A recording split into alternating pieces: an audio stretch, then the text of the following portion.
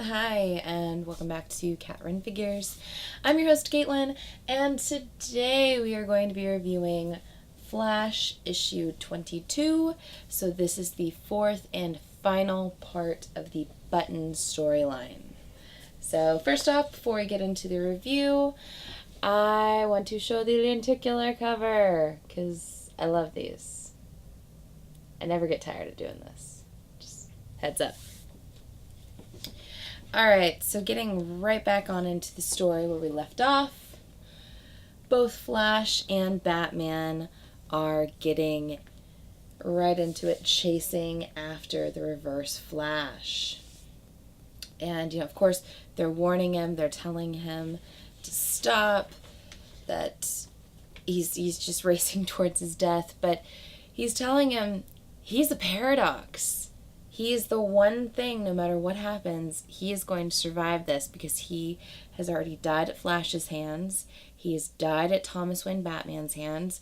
And yet, here he is. He is going to survive through all of this. So, running through the Speed Force, through the timelines, the treadmill's getting broken up, all of this craziness is going on.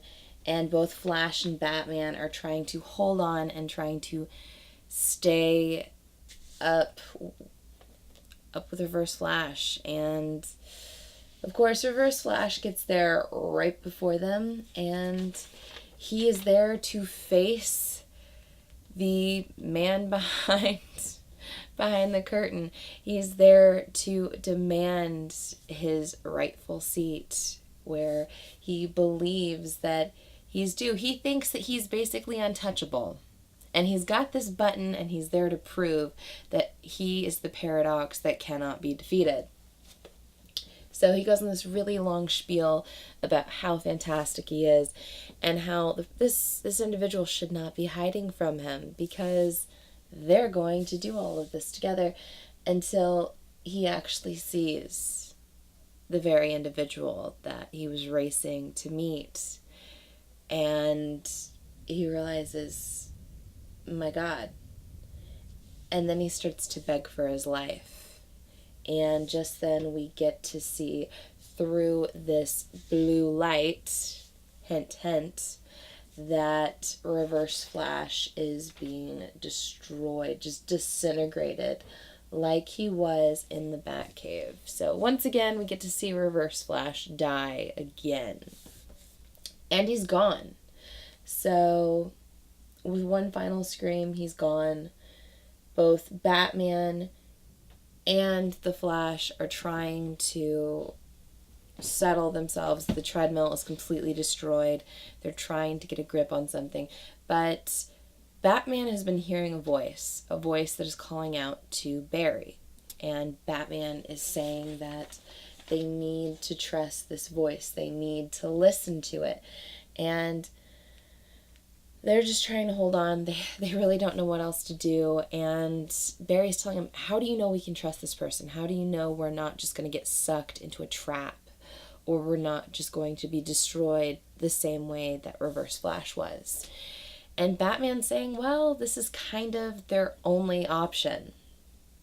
So the voice tells him for Barry to just say his name, say Jay.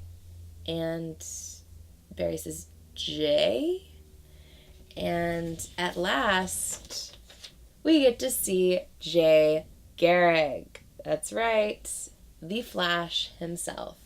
So Jay Garrick apparently has the speed to actually ground both Batman and the Flash and get them back to their current timeline, back in the Batcave. And it's not enough. It's not enough for him to be restored to that time, to that place. And he's being ripped away from it. And he's just asking for Barry to remember him the same way that he remembered Wally. And he's trying so hard. And he's saying, my name is Jay Garrick. I'm the Flash. I'm your friend. He's like, I need you to remember me. I need you to remember. And the Flash is just so confused. He knows that Barry has told him that they've forgotten a number of friends and family, people that were very important to them. And Jay's just not ringing any bells to Barry. And he's trying to save him. The Flash being who he is, Barry reaches out for Jay and he tries to grab a hold of him just when he is being pulled back in. So that's kind of a gorgeous panel, but it's also kind of really upsetting to see. The way that Barry was enough to pull Wally out, he was his tether to this world. He wasn't that for Jay. So this could mean any number of things that could be coming out of DC Rebirth. I don't believe this is the last we're going to be seeing out of Jay Garrick. I'm sure he's going to be making an appearance, and I'm sure he's going to be added back in later on. So look out for that, of course. But, of course, our two heroes, they're really confused as to what all has happened. So after all of the just stress from this case and from the Speed Force and the timelines and all of the death and seeing Bruce's father again, both Barry and Bruce go to visit his parents' grave. They're standing outside of both Martha and Thomas Wayne's grave sites, and they're discussing this case and what it's meant and just how rough it's been. And who exactly killed Reverse Flash? Is it God itself of the DC universe, or is it someone else?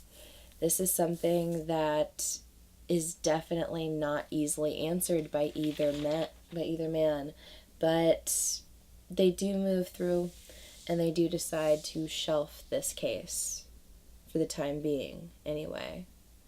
Bruce is going to run an autopsy on Thawne, and hopefully they'll find out who or what killed the Reverse Flash.